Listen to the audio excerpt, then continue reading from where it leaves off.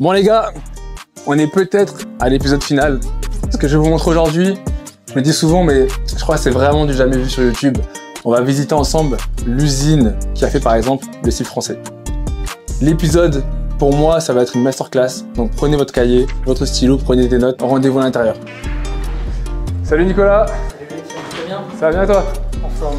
Merci de nous accueillir. Avec plaisir, bienvenue chez Le Maillot. Merci, ça fait longtemps que j'utilise justement cette venue, cet épisode. Donc les gens ne savent pas vraiment ce qu'on va voir ni ce qu'on va faire. Pour t'expliquer un peu l'idée, c'est que là je fais une web série pour mes abonnés dans laquelle en fait on va créer une marque de A à Z ensemble. Donc je leur montre les différentes étapes, les différents partenaires que j'ai pour qu'on puisse découvrir ensemble déjà le métier et à la fin choisir quel type de vêtements on va faire, quel type de marque on va faire, etc.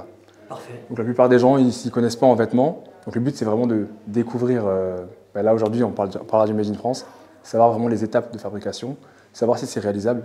Parce que tout comme moi à l'époque quand j'avais ma marque, j'avais plein d'a priori sur le Made in France en termes de coûts, de prix, de faisabilité, enfin je faisais toute une montagne là-dessus. Ouais. Donc l'idée aussi c'est de démystifier tout ça, de montrer aux gens que le Made in France c'est abordable et bien sûr de faire découvrir le maillot parce que forcément étant dans le textile, c'est important de garder aussi le patrimoine français et surtout avec un savoir-faire connu et reconnu. Parfait. On verra ça ensemble. Eh bien écoute, je t'emmène, première étape, on y va. Parfait, merci. Je vais te montrer la première étape de fabrication en tant que telle quand on fait fabriquer en France, c'est le tricotage. Okay. Donc on a un atelier. Tricotage, c'est essentiel, hein. Alors j'aime souvent le dire, post-Covid, il y a eu plein d'ateliers de confection qui ont été créés en France. Donc c'est génial pour favoriser justement la conception et l'assemblage français, c'est génial. Par contre, les trois quarts utilisent des tricots qui sont étrangers, qui sont très souvent chinois. Donc du coup, tu perds un peu l'intérêt d'avoir un produit 100% français. Nous, cette chance qu'on a, notre premier métier, c'est d'être bonnetier. Donc bonnetier, c'est d'être tricoteur. En fait, on achète le fil de coton, GOTS, le fil de lin, le fil de laine, le fil de chanvre, etc. Et en fait, à partir du moment où ça arrive chez nous, ça ne sort plus de chez nous. Donc on va venir tricoter ton fameux tissu finalement. Alors ça s'appelle pas un tissu, hein, mais donc ça s'appelle un tricot. Et du coup, c'est fait chez nous. Voilà. D'accord, ok. Donc c'est à dire que si moi demain, je veux juste me fournir en tricot en France, je peux vous contacter? Tu peux nous contacter, tout à fait. Voilà la bête. Wow. Donc on a une trentaine de métiers à tricoter, fièrement représenté par un bonnetier que tu vois là. D'accord. Bonjour. Bonjour. On va les voir en marche après, hein, mais en gros le principe ici c'est toujours le même. Tu as des bobines de fil de part et d'autre, ça va se rejoindre au centre de la machine. Et tu vois ici, donc derrière, caché là, tu as des milliers d'aiguilles, hein. Tu en as à peu près 3000. Et là ici, c'est là où le tricot va prendre vie, donc finalement là où le tissu va prendre vie. Ça tourne en rond, tout simplement, ce qu'on appelle un métier à tricoter circulaire. Et le bonnetier, tu vois, il est là pour s'assurer que la machine fonctionne continuellement. Quand il y a un fil qui est cassé, venir remplacer le fil. Là, tu vois qu'il est en train de préparer la machine parce que ça clignote. Et c'est de là où tout commence. Voilà. On peut faire des mélanges de matières, on peut faire du coton, du lin, on peut faire du coton, de la laine, on peut faire du lin, du coton, etc., etc. Et on rajoute toujours un peu d'élastane. Donc sur cette machine-là, l'élastane, c'est important quand tu fais du sous-vêtement. Okay. Ça te permet d'avoir une certaine élasticité.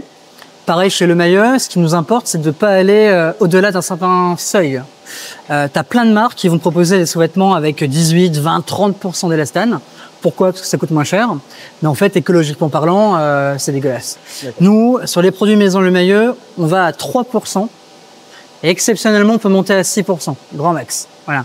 Ça te permet de garder finalement la caractéristique première du coton, donc le côté plutôt responsable, le côté qualitatif. Le coton, c'est naturellement une fibre qui est respirante, et en même temps, tu viens apporter un peu de souplesse à ton produit. Donc les boxers, les culottes, les brassières, etc. Et on peut faire un peu la tendance qui émerge actuellement, des t-shirts, en t-shirt, coton, élastane. Voilà. Je vais te montrer la machine en marche. Donc du coup, le tricot, si je comprends bien, qui va permettre de faire le tissu pour faire des t-shirts, des vêtements. Alors, si on caricature, le tricot, c'est le tissu. Voilà. Dans un langage technique, le tissu, c'est pas un joli terme. On parle de tricot. Et en même temps, quand on parle de tricot, on a cette idée d'avoir le tricot de nos grands-parents. C'est pas tout à fait la même chose. On parle bien finalement de la matière première qui va nous servir à confectionner, à couper et à créer finalement ton vêtement. Donc là, tu le vois en marche. Donc pareil, hein, c'est la même logique. Hein, ça tricote de manière circulaire. tu vois les fils uniquement de coton là qui sont là, qui tiennent, ils vont être tricotés à l'intérieur. Là, tu as les milliers d'aiguilles qui sont en fonctionnement et ça te crée du coup un tricot, un tissu. C'est incroyable. Donc là, on est en train de créer un tissu pour... Exactement. Ouais. Donc ce tricot ensuite, tu vois là, tu vois bien qu'il est tubulaire. Tubulaire, c'est comme si tu enfilais un gant, mais tu n'as pas de couture sur les côtés. Pour confectionner un vêtement, nous on va venir couper hop, sur les côtés pour en fait un tricot à plat, tout simplement. C'est incroyable. Mais c'est fou. Là on est sur du coton et là on est sur du lin ici. Tu vois que la fibre de lin elle est légèrement différente, mais le procédé est exactement le même. Voilà. On fait tous nos mélanges ici. Et c'est le bonnetier, donc métier oublié, donc il y a besoin de formation aussi, métier oublié, qui va en fait travailler à ce que le métier à tricoter puisse correctement tourner. Et donc c'est pour ça qu'il y a un minimum de quantité en termes de... lorsqu'on passe commande, parce que pour activer toutes ces machines-là, on va faire pour 10 pièces quoi. Exactement. Ça nous oblige à créer un certain volume de tricot. Nous on crée à peu près 100 tonnes de tricot par an. Et puis j'irai même au-delà. Là, je t'ai parlé de coton, je t'ai parlé de lin, on a parlé de chanvre. En fait, chaque fil a un grammage qui est différent, a une volumétrie qui est un peu différente. Ça veut dire que chaque machine, le bonnetier, va devoir finalement la régler, voilà, en fonction de la matière. Voilà. Un fil de coton est un peu plus fin qu'un fil de lin, par exemple. Donc la machine, pour pas que le fil finalement, lorsque tu vas commencer à le tricoter, se casse, la machine doit être réglée en termes de vitesse, notamment. Voilà, tout simplement. Enfin, ça paraît simple, mais en fait, c'est super complexe. Mais ça, c'est la base de ton t-shirt, la base de ton boxer, c'est la base de tous les vêtements, le tricotage. Voilà. Et on a cette chance chez Lemayeux d'avoir du coup un tricot 100% français. Voilà. Oui, c'est-à-dire que là, tout vraiment vient d'ici et tout est fait ici. Exactement. On confond souvent le tricot avec la matière première. Évidemment, le coton ne vient pas de France. Il y a quasiment pas de culture en France. En tout cas, pas suffisamment pour être industrialisable. Là, je parle bien vraiment de la matière qui va nous servir à fabriquer ton vêtement et pas de la matière première. Ouais. Donc vraiment, pour faire le t-shirt, on part sur une base de tous ces fils-là. Exactement. Voilà, tout simplement. Alors, tu remarqueras, je sais pas si tu vois un peu ce que tu as autour là, mais il n'y a que des fils écrus. Ouais. Pourquoi, à ton avis? Pour le teindre, non? Ouais, mais pourquoi? Parce qu'on pourrait très bien commencer à tricoter un produit avec des bobines déjà teintées finalement. Ouais, c'est vrai. Bonne technique, je vois. À ton avis, comment ça va? Non. Le prix, toujours pareil. Ah, moins cher. C'est moins cher de tricoter uniquement déjà avec des matières qui sont pas encore teintées. Pour une raison, c'est qu'en faisant un tricot qui va toujours être écru, tu vas pouvoir mutualiser ton tricot avec plein de marques, tout simplement. Voilà, avant teinture. Donc on a une trentaine de métiers à tricoter circulaires ici. Chacune a donc sa spécialité, donc ses pré-réglages. Ici on va plutôt travailler le lin. À côté on va plutôt travailler le mélange coton-lin par exemple. Puis de l'autre côté on va plutôt travailler que le coton. On travaille du jersey principalement. Voilà, c'est la technique de tricotage la plus demandée. Mais on est aussi capable de tricoter de la cote 2-2, de la cote 1-1. En fait ou de l'interlock. En ce moment, la grosse tendance sur les t-shirts, c'est le t-shirt épais, donc c'est de l'interlock. Ça change pas la matière, c'est juste que la manière de tricoter, donc de plus ou moins serré, de plus ou moins épais, c'est juste ça qui change. Voilà. Parce qu'aujourd'hui, les gens ils assignent beaucoup aussi la qualité au poids du t-shirt. Exactement. Plus c'est épais, plus c'est qualitatif. Ouais. Alors oui, mais c'est faux en fait, parce que tu pourrais très bien en gros, ça dépend de la finité de ton produit. Un t-shirt qui fait 140 grammes en coton blanc, oui, évidemment, c'est moins qualitatif qu'un t-shirt qui va faire 180. Ça, c'est vrai. Mais qu'est-ce qui va réellement changer? C'est qu'un t-shirt en 140 grammes, il va être transparent. Bon, si c'est la finalité que tu recherches, pourquoi pas? En vrai, aujourd'hui, on attend un t-shirt visuellement, quand il est blanc, pas forcément transparent. Il faut qu'il soit joli au regard. Il faut qu'il ait un joli tombé. Donc du 140 grammes, clairement, c'est pas le plus qualitatif. On va plutôt commencer à aller vers des t-shirts en 180 grammes. Voilà. Et la tendance actuelle, c'est du 210, 230 grammes. Un t-shirt vraiment épais. Pourquoi? Parce qu'en fait, quand tu le touches, il y a ce côté, waouh, c'est hyper qualitatif, rien que de toucher. Pied au porté, t'as une jolie tenue, il va pas vriller, il va correctement tomber, il va être parfait. Ok. Voilà. Le bonnetier, tu vois, donc il est en train de préparer ces différentes bobines. Ça va être son rôle à la journée. Mais il a un rôle qui est essentiel, c'est que quand tu tricotes en France, ou même finalement les mêmes métiers à l'étranger, hein. Il faut t'assurer que ton tricot, lorsque tu as fini de tricoter, donc là on va aller voir des bobines, des rouleaux, ça tu vois, c'est la matière finie. Alors tu vas me dire, bah ouais, mais là je comprends pas, il y a de la couleur, comment tu fais pour teindre? Bon, en fait, on est aussi capable de faire de la marinière. La marinière, elle est tricotée ici, mais pour faire de la marinière, évidemment, il faut qu'une partie de tes bobines soit déjà teintée. Voilà, c'est le seul cas. Voilà. Donc là, tu vois, on a les nouveaux coloris des marinières Maison Le Mayeux, qu'on a travaillé du coup ici. Donc c'est pour ça qu'on a 2 rouleaux en marinière. Mais sinon, ce qu'on ressort majoritairement, c'est plutôt un tricot écru, voilà, qui est ici en coton. Et c'est ce rouleau qui va être par la suite teinté. Petite histoire, quand le bonnetier a terminé, finalement, quand la machine a terminé de tricoter, il va retirer cette bobine, le bonnetier va la porter, et il va la mettre sur cette machine.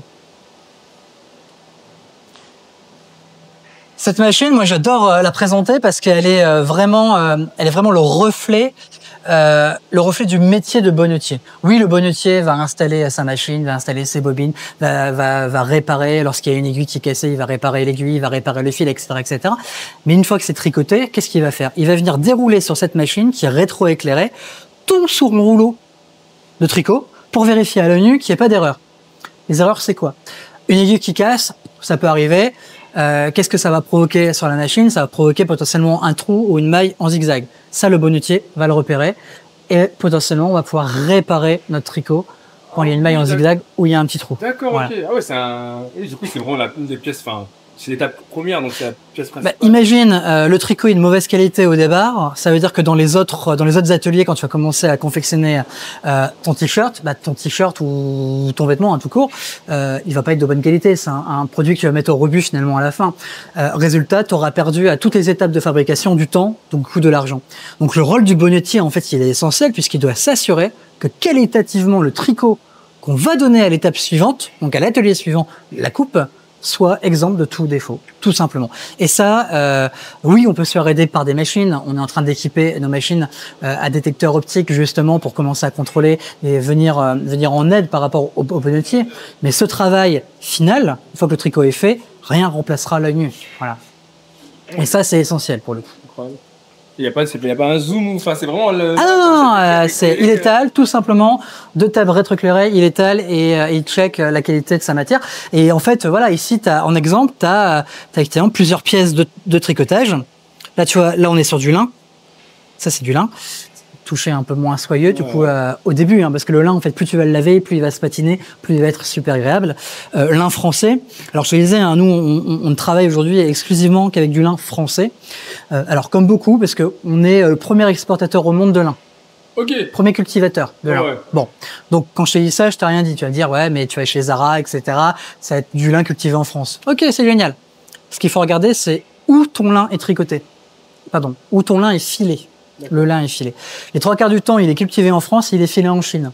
Avant de revenir finalement peut-être en France dans des ateliers de confection. Oui, c'est ce type de... Okay. Exactement. Nous, on a cette chance d'avoir un lin qui est cultivé, filé, tricoté, et du coup un vêtement confectionné ici. Oui, donc enfin c'est du pur, sans jeu de mots quoi. C'est juste Made in France sans jeu de mots. Là, il n'y a pas mieux que ça. Franchement, il n'y a pas mieux que ça. On est 100% local.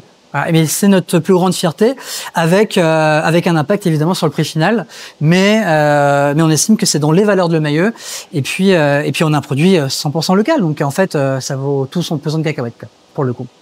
Voilà. Première étape, le tricotage. Ok. Donc là, c'est-à-dire que la pièce maîtresse dans ce métier, c'est le bonnetier. Le bonnetier. Et c'est tissé, enfin. C'est tricoté. Tricoté, pardon. On vérifie à l'œil nu qu'il n'y a pas de... Exactement. Après, on envoie aux ateliers pour... Et après, ça part dans l'atelier suivant. C'est ce qu'on va aller voir. Tu arrives ici. C'est la partie coupe. D'accord. Bonjour. Bonjour. La partie coupe, une fois que ton rouleau de tricot donc a été tricoté, il y a 2 possibilités. Soit on va couper et confectionner un vêtement qui va être écru, uniquement écru. Donc à partir de là, il n'y a pas d'autre étape et ça reste ici. Je même pas vu. Ça reste ici. Soit effectivement, il est parti en teinture. Et là, la teinture, ça part évidemment ailleurs que chez nous, parce que c'est un métier de chimiste, donc c'est pas du tout notre métier premier. Par contre, on fait teindre en France, et ça, on y tient. Il n'y a aucune autre teinture qui est faite en dehors de France, chez nous. Voilà, c'est aussi important. Mais là, on est sur un métier de chimiste. Et de la teinture, tu vois, il faut à peu près 5 à 6 semaines pour teindre un rouleau de tricot. Ok. Il n'y a pas beaucoup de teinturiers en France, donc il y a un peu un embouteillage. Donc il faut aussi le prévoir quand tu développes ta marque et que tu veux un produit finalement sur mesure, avec une couleur sur mesure. Faut te dire que déjà, mécaniquement, tu prends 5 à 6 semaines dans la vue. Voilà. Une fois que c'est teint, ça arrive ici. 2 étapes importantes. L'étape de matelassage, bonjour. L'étape de matelassage qui est ici, donc c'est ce que l'opératrice est en train de faire. Tu vas venir dérouler en fait ton tricot tranquillou hein, pour faire finalement un matelas. D'accord. Voilà. En fait, tu vas superposer plusieurs épaisseurs de tricot, tout simplement, pour partir du coup à la machine de coupe qui est tout au fond. Pour que ça arrive à la machine de coupe, il y a une autre étape. Derrière toi, il y a un opérateur qui, sur son ordinateur, en fait, va venir exploser la vue du vêtement. Donc un t-shirt, par exemple, il y a 4 faces. Une face avant, une face arrière et 2 manches. Bon, ben, ces 4 empiècements, il va venir les positionner, si je caricature, sur une feuille A3. Pouf, pouf, pouf, pouf, pouf, pouf, partout. Il va mélanger les tailles. L'objectif, c'est de perdre le minimum possible d'espace sur cette feuille A3. La feuille A3, c'est ton matelas de tissu. Donc, il a un objectif de perdre moins de 18% de matière. Okay. Voilà. Il y a une logique économique et écologique. Voilà. Donc, tout son rôle, c'est de positionner ces empiècements, mélanger les tailles, les formes, du coup, enfin, tes 4 pièces de t-shirt, pour qu'une fois qu'on a découpé à la machine, eh bien, en fait, on reçoit un squelette qui soit le plus fin possible. Le squelette, c'est ce qui reste après la découpe. Voilà. Okay. Chez Le Maillot, ce qui est génial, c'est qu'à l'époque, il y avait 7 machines. Faut t'imaginer, là, tu vois, c'est à peu près automatisé aujourd'hui. Il y a 7 machines, il y en avait 6 à 7 dans cet atelier. Et c'était l'opératrice qui, à la main, avec son gant de maille, venait finalement découper les empiècements des produits. Exactement. Oui. Aujourd'hui, on le fait encore pour des petits réassorts de pièces ou quand la matière est beaucoup trop fragile et qu'on peut pas la mettre sur la grosse machine. Voilà. D'accord. Tout simplement. Chez Le Maillot, on va aussi faire une petite étape entre deux. Une fois que c'est découpé, on va être aussi en capacité de faire de la broderie. La broderie, c'est aussi essentiel aujourd'hui puisqu'on parle beaucoup de personnalisation des vêtements. On va pouvoir personnaliser un texte, une image, un logo. Eh bien, en fonction du volume, donc toi, pour les jeunes créateurs, potentiellement cette étape, elle est faite ici. C'est pas une étape qu'on va venir externaliser avec notre partenaire. Bon, voilà. Une broderie classique, même sur notre site, sur lemaillot.com, tu vas être capable de personnaliser une culotte, un boxer, un t-shirt avec n'importe quelle phrase, n'importe quel texte. Ça va être fait ici directement, à l'unité, pièce à la pièce cette fois. Ok. Voilà. Donc, étape essentielle, ça aussi, c'est intégré chez nous. On va essayer, quand on fait de la broderie, plutôt de manière industrielle, de broder des empiècements plutôt qu'un produit fini. Le produit fini est toujours un peu plus compliqué, un peu plus délicat, c'est risque plutôt d'erreur. C'est pour ça quand on fait du volume sur la broderie, je sais pas moi, pour un Bonobo, pour un Jules ou pour n'importe quelle marque, on va plutôt broder sur des empiècements. Comme ça, on peut le faire à la chaîne et on est quasiment certain qu'il y ait 0 risque d'erreur derrière. Toi ici, donc tu arrives réellement sur la partie découpe. Alors là, c'est génial parce qu'en fait, la personne a fait des découpes par le logiciel. Ça part sur cette machine-là. En fait, en résumé, tu as 2 tables de matelassage, droite-gauche, et tu as une machine de découpe qui va pouvoir bouger de droite à gauche, tout simplement. Tiens, viens voir.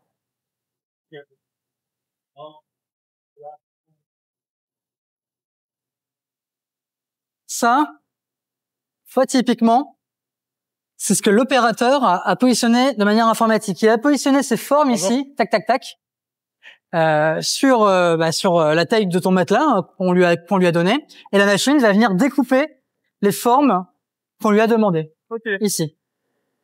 Ah oui, donc là c'est le matelas là. Exactement. Alors c'est pas tout à fait la même matière ici, mais c'est exactement le même principe. Tu vois. On va venir découper les formes dont on a besoin. Ok. Deux parties hein, sur cette machine. Tu as une table auto-aspirante. Hop, tu vois qui est ici. L'objectif, c'est quoi? Imagine, tu prends plein de feuilles A3, tu prends une paire de ciseaux, tu découpes. Tu te mets au défi de découper droit. Tu n'y arriveras pas. Non. Table auto-aspirante, ça veut dire que ça va venir positionner ton matelas pour pas qu'il bouge lors de la découpe. L'opératrice derrière, une fois que c'est parti, va venir prendre les différentes pièces, tu vois, qui sont ici. Hop. Va venir prendre les différents empiècements qui ont été découpés, qui ont été notifiées par la machine pour repérer la taille et la référence du produit, et elle va les mettre ensuite en bac pour que ça parte à l'étape suivante. Tout simplement. Et du coup, ce que je vais expliquer, ce qui reste ici, là, ça c'est ce qu'on appelle un squelette. Okay. Ça, chez le maillot, le squelette, il est revalorisé. Quand c'est de l'écru ou du blanc, on travaille avec un filateur, il va être redéchiqueté et on va créer un nouveau fil derrière. Ah, Ce nouveau fil qui va nous servir à faire un nouveau t-shirt, un nouveau sous-vêtement, enfin un nouveau vêtement en fait. Voilà. Donc ça c'est aussi important. Et quand on est industriel, on a le devoir d'éviter de perdre de la matière parce que ça coûte de l'argent, puis parce que écologiquement parlant, c'est déraisonnable. On sait aujourd'hui que l'industrie textile c'est la plus polluante. Donc si nous déjà à notre échelle en France, on ne fait pas en sorte pour minimiser notre impact environnemental, en fait, on s'en sortira jamais. Sinon, voilà. Ça c'est le rôle de Le Maillot. On doit aussi minimiser notre impact environnemental. Alors, chez Le Maillot, c'est simple, hein, c'est un peu plus simple, on va dire, qu'ailleurs. Comme tout est fait chez nous, mécaniquement, on gagne déjà beaucoup de points. Voilà. Donc ça, c'est une étape qui est essentielle, évidemment, la découpe. Mais une fois que c'est découpé, ça part en bac et ça part à l'étape suivante. Et ici, en fait, on va venir, bonjour, on va venir vérifier, tu vois, à l'œil nu, chaque morceau de tricot, qu'il n'y ait pas d'erreur non plus sur le tricotage ou sur la coupe. Ah oui, il y a un vrai travail d'analyse et de contrôle qualité. Et ça, tu vois, c'est essentiel. Là, tu vois, là, on est sur du coton modal. Touche-moi cette matière qui est incroyable. C'est comme de la soie. Ça, c'est un mélange de coton et de modal. Le modal, c'est l'équivalent du tencel. C'est une matière qui est, oui, synthétique, mais c'est une matière qui est faite à base de pulpe de bois, notamment. D'accord. Le tencel, le lyocell. Le tencel, c'est plutôt une marque aujourd'hui. Hein, voilà. Donc, tu vois, tu as un contrôle sur la coupe et sur la qualité, finalement, du tricot. S'il y a un trou dedans, évidemment, la pièce va être mise de côté, va être refusée et ça n'ira pas dans l'étape suivante. D'accord. Voilà. Donc, ce métier-là, il est aussi essentiel et c'est pour ça que chez Le Maillot, on a le label Entreprise du patrimoine vivant. Et ce label, il est pas pour l'entreprise, pour ses murs. Il est vraiment pour les personnes qui composent l'entreprise. Voilà. Donc là, on a fait le tricotage, fait sur place, on a fait la découpe, tu as compris, c'est contrôlé, et après ça part dans ce qu'on connaît un peu plus quand on parle de Made in France, c'est l'atelier de confection en tant que tel. Donc chez Le Maillot, tu as, bonjour, chez Le Maillot, tu as 90 machines, voilà, pour 25 types d'opérations différentes. Donc, tu as 25 types de machines différentes. Donc, une opération, ça va être la pose élastique, ça va être la surpiqueuse, ça va être la couture plate. Pouvoir faire du Made in France, que ce soit en marque blanche ou en création sur mesure, est-ce qu'il y a un minimum de quantité? Si oui, bah, c'est de combien? Et surtout, après, on parlera du budget. Même si je sais que forcément, ça dépend du projet. Mais au moins avoir une enveloppe, que les gens sachent tout de suite que voilà, s'il a 5 000 €, bah, c'est pas la peine de venir vous parler. S'il a 40 000 €, bah, ça peut être intéressant. Bah, en fait, il n'y a pas vraiment de règles. Les minimums, oui, c'est évident, parce que tu vois bien que par rapport à toute cette chaîne, tu peux pas mobiliser en fait des ressources si tu n'as pas un minimum de volume. Donc, aujourd'hui, on est autour de 150-200 pièces, tout confondu, pour lancer une production sur mesure. Ça veut dire aussi qu'on a des pièces en marque blanche qu'on a déjà créées, donc plusieurs carcasses de t-shirts, plusieurs carcasses de sous-vêtements, et qu'on va venir pouvoir personnaliser par du marquage, par exemple, par de la broderie, pour répondre en fait aux contraintes de la marque. Donc, et ça, il y a des minimums de quantité pour les marques blanches? Non. On peut commencer à 50 pièces comme à 10 pièces.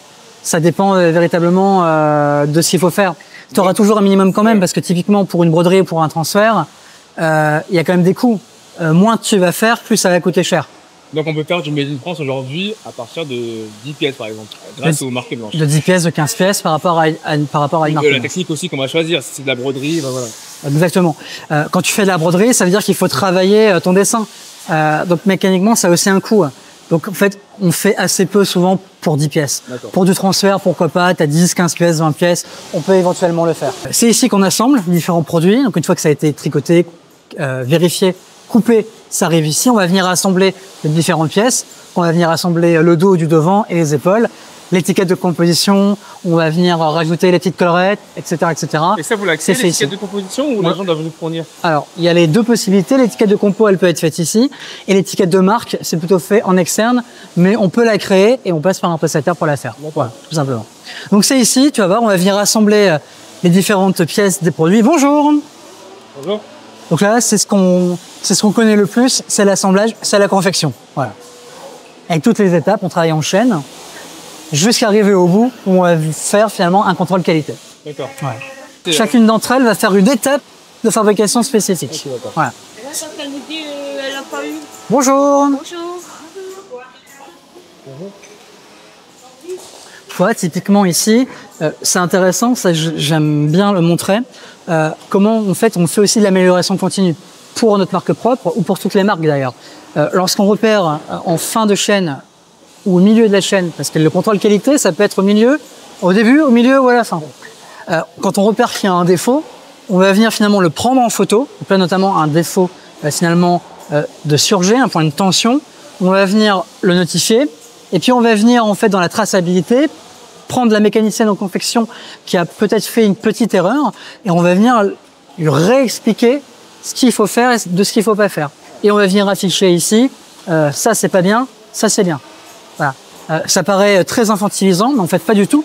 C'est important pour elle finalement de savoir vérifier là où sont les erreurs les plus courantes.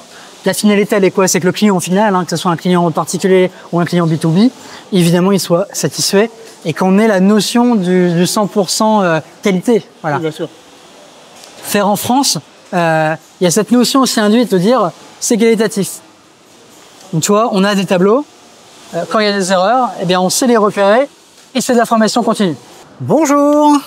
Bonjour. Donc, quand tu es en bout de chaîne production, tu as la partie qualité. D'accord. Ici aussi, tu vois, qualité et préparation. C'est-à-dire qu'en fonction de la demande du client, bon là en l'occurrence, c'est pour notre marque à nous. Ici, on fait du vrac. Donc le vrac, elle va venir, tu vois, contrôler. Elle va venir enlever les petits fils en trop, parce que c'est pas très joli ça quand tu le reçois. Faire du Made in France, c'est ça aussi, c'est de s'assurer en fait que la qualité, quand tu reçois ton produit, soit exempt de défauts. Tu vois, avoir des trucs comme ça qui sortent, tu as plutôt l'impression que c'est un produit que tu as acheté chez Chine. Oui. Bon, bah chez nous, évidemment, c'est hors de question d'avoir visuellement, c'est pas un défaut, hein, c'est que c'est pas très joli. Voilà. Donc l'opératrice ici va venir nettoyer le produit, s'assurer qu'il est évidemment conforme, et va venir le mettre dans le conditionnement qu'on a souhaité. Donc en l'occurrence, c'est du vrac, elle va le plier, et derrière, tu vois, elle va venir rajouter la petite étiquette de marque. Hop, par exemple, ici, qui est pré-assemblé. En fait, elle va venir, hop, tout simplement le mettre ici, le plier, et ton produit il est en vrac, emballé, c'est pesé, il part côté expédition. Okay. Voilà. Alors ça, c'est pour notre marque à nous, mais en fonction des demandes du client, on va pouvoir le mettre dans une boîte, on va pouvoir le plier, le mettre sur cintre, le mettre dans un pochon. Okay. En fait, on peut répondre à tout le conditionnement qu'on a besoin. J'avais une question, enfin, après je sais pas si c'est une légende ou pas. Moi à l'époque, quand j'avais ma marque, on m'avait fait comprendre que dans le Made in France, légalement, il y a des consignes. S'il y a un pourcentage de trucs qui est fait, on peut dire que c'est du Made in France ou pas. Ouais. Alors oui, c'est vrai. C'est bel et bien le problème de ce qu'on a aujourd'hui avec toutes ces marques françaises. Nous, on est labellisé Origine France Garantie. Bon. C'est un label qui est important, qui est intéressant, qui corrige pas tous les défauts du Made in France, mais en tout cas qui a le mérite d'exister. C'est 50% du prix de revient doit être fait en France. Donc en fait, la moitié de ton produit doit être fabriqué en France. À partir de là, tu as le droit à ce label. D'accord. Voilà. Donc, parce que moi, ce que j'avais entendu à l'époque, il y avait une certaine marque qui faisait faire les t-shirts en Chine et il faisait toute une vente de propreté sur le col en France et posait l'étiquette et il disait que c'était du Made in France. Voilà, ça malheureusement, tu as le droit. Ouais, donc on peut. Ce qui est aberrant. Par rapport à tout ce que je viens de voir là, je suis totalement d'accord. Ce qui est aberrant. Alors la loi, elle s'est un peu durcie, donc bon, elle est un peu plus austère, mais il y a toujours moyen de contourner effectivement malheureusement cette règle de fabriquer en France, et c'est bel et bien sur ça qu'on se bat aujourd'hui. Voilà, donc tu vois, on conditionne, là on peut plier, on a revérifié, on met la petite étiquette de compo, on peut très bien mettre toi en rouleau, en fourreau, en fonction des marques. Voilà. Et derrière, une fois qu'on a fait ça, bah c'est fini. Derrière, il y a la partie logistique qu'on pourra aller voir là-bas. Là, c'est vraiment, en termes de fabrication, on a finalement terminé. par le contrôle qualité, où on va venir toi vérifier pièce après pièce que ton produit est évidemment conforme. L'objectif, c'est que le client, pas forcément toi en tant que marque, hein, mais ton client final soit évidemment satisfait et qu'il dise tiens, j'ai un produit français, j'en ai eu un peu pour mon argent, il est juste quali, il est top, et puis super, j'ai défendu le patrimoine français finalement. Donc là, sur la partie fabrication, on a fini en tant que tel. Nous, tout est stocké ici, avec une volonté importante, c'est que on travaille en flux tendu. Quand une marque vient chez nous, que ce soit en marque blanche ou sur un développement sur mesure, donc une confection à façon, une fabrication à façon, en fait, une fois que ça a passé les étapes de la qualité, que c'est mis en carton, tac tac, c'est mis sur palette et ça part directement chez le client final. Tout simplement. C'est ça aussi qui nous permet d'avoir finalement un petit entrepôt et de se dire, nous on fait sur le maillot.com, on fait quasiment pas de solde, on fait quasiment pas de déstockage parce qu'en fait, j'ai rien à déstocker, j'ai pas de stock. C'est quand même génial. Et ça, aujourd'hui, quand tu es créateur, c'est aussi important de te dire, et cette faculté d'ailleurs, quand tu es créateur ou marque, te dire, tiens, faire fabriquer en France, c'est aussi t'assurer de délais beaucoup plus courts que si tu faisais fabriquer en Chine ou en Inde, parce que t'as pas le bateau, t'as pas l'avion, etc., etc. Donc le fait de fabriquer en petite quantité, ça te permet quoi? Ça te permet de faire du réassort continuellement. Voilà. Et ça aussi, c'est intellectuellement parlant, je trouve ça hyper intelligent. Voilà. Après, c'est ce que je trouve fort et efficace avec vous. C'est parce que souvent, moi, à mon audience, je parle de valeur, de mission de la marque, du why, etc. C'est que vous, ça se reflète vraiment du début jusqu'à la fin. Et j'espère qu'en voyant cette vidéo, ils vont comprendre en fait l'importance pour une marque d'avoir cette base solide et que ça se reflète surtout en fait. Parce que vous, l'écologie, on sent que c'est une base de votre vision. Ouais, mais tu vois, c'est pas que l'écologie. Pour Maison Le Mayeux, dans le claim de la marque, je dis toujours que je vends pas un vêtement, je vends une histoire. Parce que je te coupe 2 secondes, on n'a pas parlé de Maison Le Mayeux. Ouais. Parce que du coup, tu peux expliquer un peu la différence entre ce qu'on a vu là et Maison Le Mayeux? En fait, la différence, si on n'a pas ce qu'on fabrique pour nous, on fait dans les mêmes étapes pour les autres. Maison Le Mayeux, c'est la marque propre de Le Mayeux. C'est la marque qui a permis de sauver plusieurs fois l'entreprise parce que tu es moins sujet en fait au soubresaut du marché. Quand le marché textile s'écroule, quand tu vois qu'il y a un paquet de marques qui ferment aujourd'hui, le fait d'avoir notre propre marque nous permet de continuer à faire travailler nos ateliers. On ne peut pas faire travailler nos ateliers uniquement avec notre propre marque aujourd'hui. Donc on est obligé de continuer à fabriquer pour d'autres et à la limite tant mieux parce que ça veut dire qu'on prêche la bonne parole de l'industrie française textile, la bonne parole du savoir-faire et pour autant ce qu'on applique aux autres marques, on l'applique pour notre propre marque. Donc Maison Le Mayeux, c'est une marque qui a évolué avec son temps, elle a plus de 60 ans, pas toujours sur le même nom de marque. Hein. Cette marque réellement elle a 1 an et demi aujourd'hui. Historiquement basé sur du sous-vêtement, maintenant davantage vers le prêt-à-porter, c'est là où on va. On parlait en préambule de vêtements simples. L'objectif avec Maison Le Mayeux, c'est aussi d'aller chercher du vêtement intemporel, donc en fait des incontournables qui traversent le temps, mais avec une pointe de style.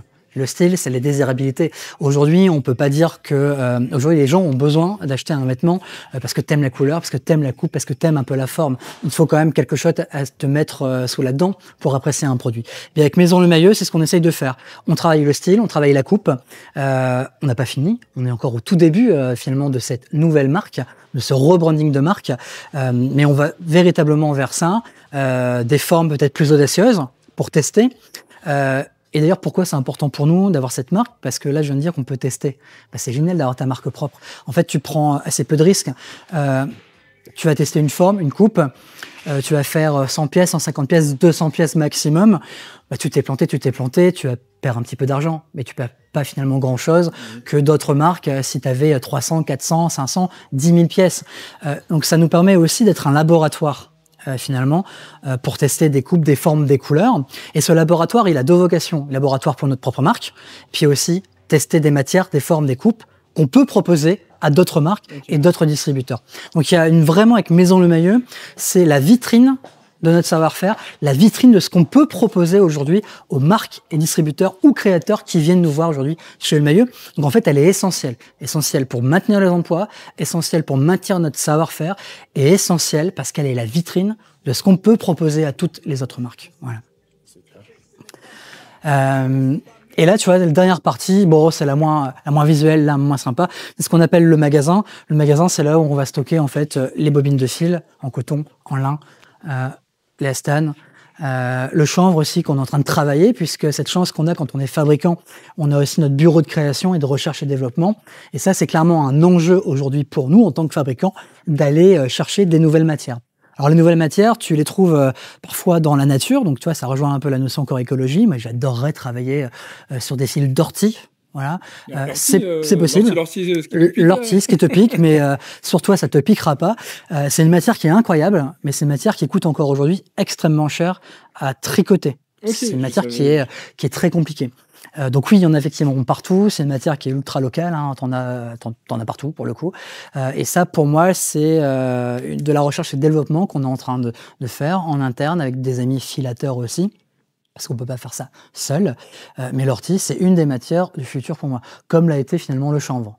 Bon, comme l'a été le lin, et comme l'est d'ailleurs toujours le lin aujourd'hui. Donc en fait, en termes de recherche et développement, à nous de proposer de nouvelles matières, des mélanges de matières, pour faire soit baisser un peu les prix, le coton, le lin, par exemple, soit vraiment partir vers des matières dont on ne connaît pas aujourd'hui. On parle beaucoup d'algues, on parle beaucoup de fibres de coco. Bien potentiellement, dans les 10 prochaines années, c'est peut-être des matières qu'on va essayer de travailler. En tout cas, cette chance d'être fabricant et d'avoir un bureau de création et de style intégré, c'est ça. C'est de pouvoir se dire, qu'est-ce qu'on veut faire comme matière demain ? Voilà. C'est pas le nerf de notre métier, hein, c'est pas le cœur du métier, mais ça en fait un peu partie. Il y a une première vraie partie qui n'a rien à voir avec la fabrication, mais qui est l'étape de conception finalement intellectuelle. C'est notre bureau de style intégré. Bonjour. On est aujourd'hui finalement au prototypage. C'est la base de tout projet. Quand une marque va venir nous voir, une marque, un créateur, un distributeur, il va venir nous voir, il dit voilà, je veux un t-shirt, je veux un slip, je veux une culotte, je veux un boxer, je veux un vêtement. Bon. Donc c'est-à-dire qu'il va venir avec un minimum de cahier des charges. Le rôle des stylistes et des modélistes à l'étage, je te montrerai juste après, ça va être d'étudier ce cahier des charges et de voir ce qu'il est possible de faire ou pas chez nous. Le maillot, on est spécialisé en maille fine. Ça veut dire quoi? Ça veut dire qu'on ne fait pas de chaîne et trame. Donc déjà, ça élimine pas mal de choses, parce que c'est pas la même, c'est pas le même tricot. Bon. Mais quand tu fais de la maille fine, on va étudier finalement ton cahier des charges, on va analyser la faisabilité technique de ton produit, tout simplement. Ça, c'est la première étape. On va dire oui, on sait le faire, oui, on sait pas le faire. Si on sait le faire, on va venir avec toi, avec la marque, analyser finalement comment on peut peut-être améliorer les choses. Parce que quand tu es jeune créateur, tu penses pas forcément à tout, t'as des choses qui sont très techniques auxquelles t'as pas forcément pensé. Notre rôle, c'est justement de t'accompagner et de rendre technique ton produit. Voilà. Est-ce que ça c'est payant ou c'est compris dans le prix Non, c'est évidemment une étape, ça s'appelle des frais de création, qui sont pas extrêmement chers, qui sont entre 250 et 500 euros de frais de création. Ça dépend en fait combien on va faire de prototypage derrière. Mais les frais de création, cette étape-là, elle est essentielle, puisque entre ce que tu as envie et la finalité, il faut quand même un technicien finalement derrière, qui puisse te dire ça on peut faire, ça on peut pas faire, ou ça on peut faire comme ci ou comme ça. Une fois que tu as étudié ce cahier des charges, bon, on va venir dessiner ton produit sur différents outils. Donc, on va venir le modéliser parce qu'on va venir travailler ta gradation de taille, parce que chaque marque a sa gradation différente. On va venir déjà vérifier que le produit est aussi a quand même une gueule plutôt respectable par rapport à ce que tu voulais. Et puis, on va surtout faire un prototype. Le prototype, tu vois, c'est derrière toi, Valérie, typiquement. Elle va faire en fait à la main. Regarde, c'est parfait ici. À l'étage, au modélisme, on lui a dessiné finalement les pièces du produit. Ce qui est fait de manière informatisée côté coupe, c'est fait aujourd'hui ici manuellement. Donc tu as ton dessin, tu as l'empiècement du produit qui a été imprimé, donc sur une feuille A1, avec la forme, tu vois. Et derrière, tu as Valérie qui va venir créer le prototype. Donc elle va venir découper la forme dans les tissus qui ont été choisis par le client, etc., etc. Elle va faire ça pour toutes les pièces. Puis en fait, là-bas, derrière vous, hop, derrière toi, tu vas avoir finalement une mini-représentation de ce qu'on vient de voir. Voilà. Ici, tu as une partie des machines qui reflète ce qu'on a vu en atelier. Et en fait, l'objectif ici, ça va être de monter ton prototype, tout simplement. Donc Valérie, elle fait la découpe, les différents empiècements, dans le tissu, dans le tricot que le client a choisi. Et en fait, ici, on va venir créer, assembler ton produit. Il y a deux finalités. La première, c'est d'abord, une fois que ton produit est assemblé, de vérifier qu'il ressemble toujours à quelque chose de correct, à base. Bon. Mais il a un rôle encore plus important. En montant ton produit, en assemblant ton produit, tu vas venir voir le temps que tu mets à assembler ton produit. Et si tu as capté, le temps, c'est de l'argent. Donc derrière, tu vas pouvoir travailler en fait le prix de revente au client de ton produit. Donc le client n'a pas l'idée, entre guillemets, enfin il y a une enveloppe, il sait à peu près combien va coûter son t-shirt, mais c'est qu'une fois que le prototypage est fait, enfin que le prototype est fait, pardon, que voilà, on sait que ça va lui coûter autant en pièces. J'irais même plus loin. Le client, quand il vient, il ne peut pas savoir combien va coûter un vêtement. Puisqu'en fait, il a certes l'idée sur le papier, mais réellement, d'ailleurs, même nous, on n'est pas capable de te dire, quand on voit ton cahier des charges, te dire, bah tiens, ça va coûter en prix de session X euros. On ne sait pas, on ne peut pas. Enfin, il doit être équipé comment le client? Est-ce qu'il vient avec une photo en disant, bah voilà ce que je Ouais. veux? Il vient avec tout ce qu'il veut. Ok. Tout ce qui peut nous servir à dessiner, imaginer le produit. La mode aujourd'hui, c'est beaucoup de la réinterprétation que de la création. C'est d'ailleurs comme ça que la fast fashion opère. Hein. Ils prennent un modèle, ils le copient. Donc nous, on ne fait pas de copie, mais on vient mécaniquement s'inspirer de peut-être quelque chose qui a été créé il y a 5 ans, 10 ans, 20 ans, je ne sais rien.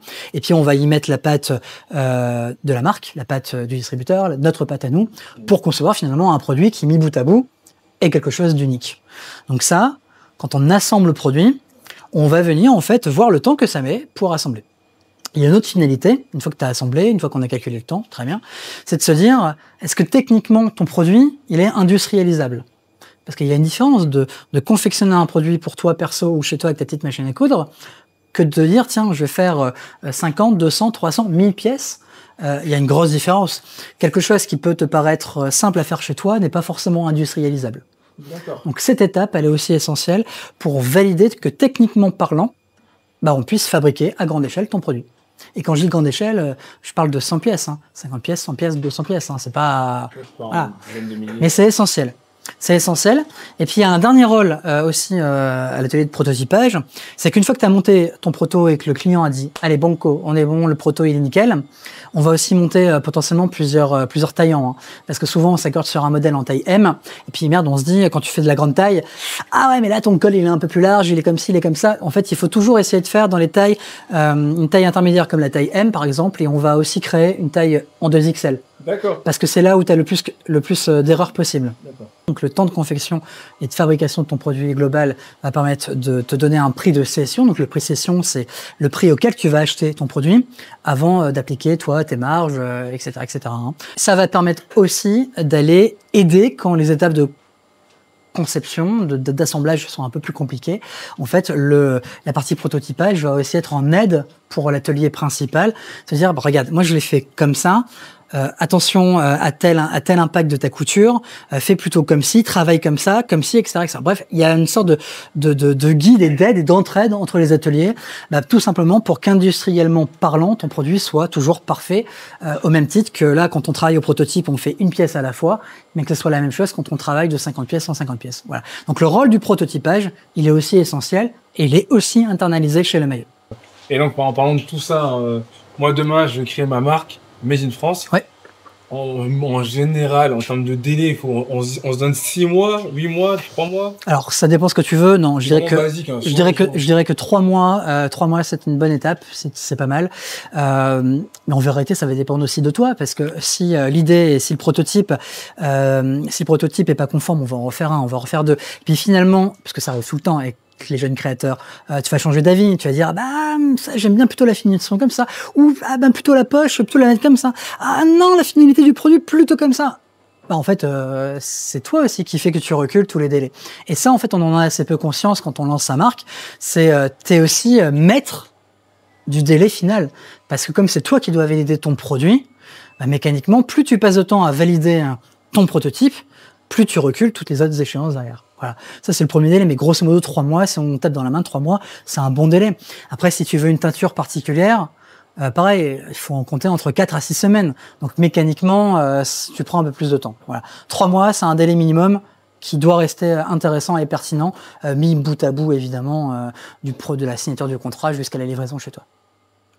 Voilà. Okay. Et regarde, on vient aussi faire des tests lavage. Test de lavage. Alors volontairement, on a fait le choix d'avoir des machines de particuliers. Il y a des usines, elles préfèrent avoir des machines industrielles. Bon, nous on estime qu'avoir une machine de particulier, ça te permet de mettre le produit dans les vraies conditions que tu as chez toi. Donc tu vois, Valérie, elle va venir laver c'est sa passion, lavage. Comme ça, chez elle, elle est nickel, quoi. Elle va venir laver tous les vêtements prototypés, vont venir être lavés pour vérifier en fait le retrait matière, ce qui est toujours un peu de retrait matière, pour vérifier que ça reste conforme à notre barème, vérifier, j'en sais rien, que les coutures sautent pas, que un truc tout bête, que la couleur reste de la même couleur, que toi ton col soit toujours ressemble toujours à un col quand tu l'as lavé, etc., etc., etc. On va venir faire plusieurs lavages et du coup plusieurs séchages possibles pour vérifier que ton prototype, que ton produit soit évidemment conforme lorsque tu vas le laver chez toi. Ok. Voilà.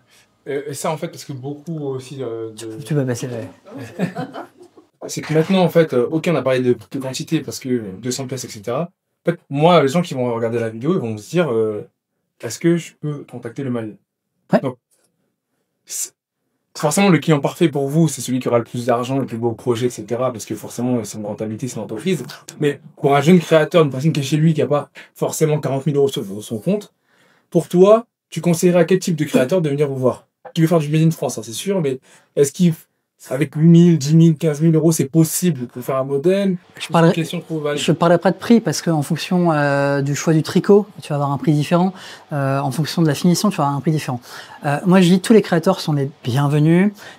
Si tu as un minimum 150, 200 pièces minimum, c'est quand même plutôt pertinent, ne serait-ce que pour lui, pour avoir un prix final sur lequel il va pouvoir faire un peu de marge quand même dessus, parce que tout le nerf de la guerre, c'est quand même la marge. Hein. Si tu fais pas de marge sur un produit, tu ne vis pas. Donc le mot marge n'est pas un mot, impoli. Tout le monde doit faire de la marge pour vivre. D'ailleurs, tous ceux qui ferment, ce sont peut-être ceux qui ne font pas assez de marge. Bon, donc tous les créateurs, s'il y a un projet en partie déjà ficelé, ils peuvent venir nous voir et on peut monter son projet sur une forme, sur de la découpe. Bon.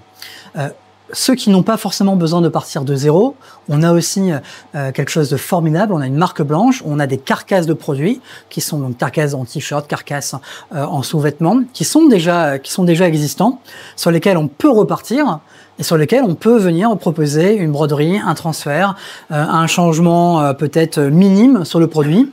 Mais ce changement minime fera qu'il a un produit à lui et à son image de marque. Donc on a aujourd'hui de la marque blanche possible. Et tout ça, c'est accessible sur le site ou lemaillot.com, tu vas dans la rubrique professionnelle, fabrication à façon, c'est tout bête, tu nous contactes, t'expliques en 3-4 lignes ce que tu veux, ton projet, et derrière, tu as l'équipe créa qui te rappelle et qui discute avec toi et qui te dira tout simplement oui ou non. Voilà, après, c'est un échange. Cette chance de faire en France aussi, c'est que tu as des vrais interlocuteurs. On travaille avec toi ton projet. C'est super simple. Voilà. Lemaillot.com, t'envoies un formulaire, t'expliques en 3-4 lignes ton projet sans raconter toute ta vie, ton œuvre. On s'en fout. Dis-nous juste ce que tu as envie, ce que tu imagines, la quantité minimale, la base, et derrière, on te recontacte et on monte ton projet avec toi. Okay. Pour pas trop déranger, je parlerai beaucoup moins. Tu vois, tu as ici l'équipe du bureau de style. Donc, avec la son de création, tu as une styliste, tu as une modéliste, tu as une agent des méthodes. Donc, l'agent des méthodes, c'est essentiel aujourd'hui. C'est elle, justement, qui va faire l'intermédiaire entre ce qui est imaginé ici et ce qui est fabriqué, finalement, en production. Le rôle, il est juste essentiel parce que, en fonction de tes envies, en fonction de la complexité de ton produit, eh bien en fait, c'est Sarah qui va s'apercevoir peut-être que c'est pas industrialisable. Ou son rôle, c'est de se dire, c'est pas industrialisable de cette manière-là, mais peut-être qu'en faisant comme ça, on va pouvoir industrialiser ton produit. Voilà. Donc ce rôle, il est aujourd'hui, c'est le rôle de liant entre ce qu'on imagine, ce qu'on pense et ce qu'on fait surtout. Et le client, il est en contact. Il a un interlocuteur privilégié. Il peut évidemment, et c'est la chance de faire du Made in France, de rencontrer les différentes équipes, hein, parce que l'idée quand tu crées ton vêtement, nous on veut voir la personne. Hein. Alors on n'est pas obligé, mais c'est quand même plus sympa de pouvoir rencontrer la personne de visu, en physique, de pouvoir toi travailler, se mettre sur le bureau autour de la table, de toucher la matière, de vérifier les modèles, d'échanger et de construire finalement le vêtement avec cette personne. Donc ça, c'est de là où tout commence réellement, avant toute industrialisation de ton produit. Voilà. Merci en tout cas, parce que du coup, je pense que par rapport à tout ce qu'on s'est dit, moi à la base, au niveau de la marque qu'on veut créer, je m'étais plutôt parti vers le Portugal, peut-être même la Chine, parce que je voyais vraiment en termes de marge, etc. Et c'est vrai que là, en ayant vu tout ça, en ayant surtout vu le côté humain aussi, on va dire que j'ai envie de participer, voilà, mais... Bah, il faut venir maintenant. Ouais, du coup, je me dis, après avoir justement quelle marque on va créer, mais maintenant qu'on a vu tout ça, je veux participer aussi à cette économie, et surtout profiter aussi du savoir-faire. Donc il y a peut-être moyen que si on fait vraiment la marque jusqu'au bout, moi je pense qu'en tout cas, ce serait... Tu viennes chez nous. Ouais, je pense. Après, les gens diront ce qu'ils en pensent, mais... Bah, t'es le bienvenu. En tout cas, j'espère que la visite, elle t'a permis de voir effectivement qu'on peut encore faire fabriquer en France. C'est même essentiel. C'est essentiel pour notre vie quotidienne. C'est essentiel pour défendre un savoir-faire. Et puis, la vérité, c'est que quand tu fais en France, t'as des vrais interlocuteurs, t'as des vrais gens derrière qui t'accompagnent, qui sont passionnés, et puis qui t'aident à construire ta marque ou tes marques. En tout cas, ils t'aident à se construire une autre histoire du vêtement. Merci beaucoup. Eh ben, à bientôt. Bon les gars, ça s'est terminé. Comme promis, l'épisode était incroyable. Si c'était une série, je pense que c'était la fin de la saison. Parce que là, on va pouvoir maintenant choisir quel type de marque on va créer. Après avoir vu les équipes, avoir vu vraiment le savoir-faire, etc., je pense que le test du Made in France, ça pourrait être pas mal. En termes de challenge, en termes de qualité, même en termes d'histoire. N'hésitez pas à les contacter, je mettrai aussi le lien dans la bio si vous voulez créer votre marque Made in France, etc. Et je vous dis à tout de suite pour la suite.